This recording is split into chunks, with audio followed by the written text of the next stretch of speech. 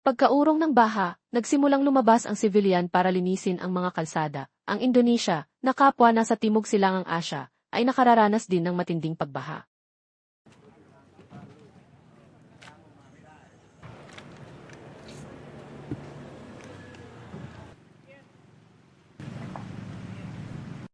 Wala kaming natanggap tulong medikal mula sa gobyerno, sa pagkain, grabe ang kakulangan, kahit bigas, ay talagang wala na kami ngayon.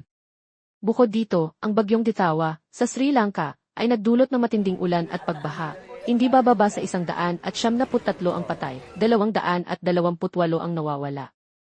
Patuloy na naghahanap ang mga rescuer sa mga nawawala. Ayon sa datos, mahigit 20,000 kabahayan ang nasira, may 122,000 katao ang pansamantalang inilikas sa mga evacuation center ng gobyerno. Bukod dito, may 833,000 tao na napilitang lumikas dahil sa baha at nangangailangan ng tulong mula sa labas.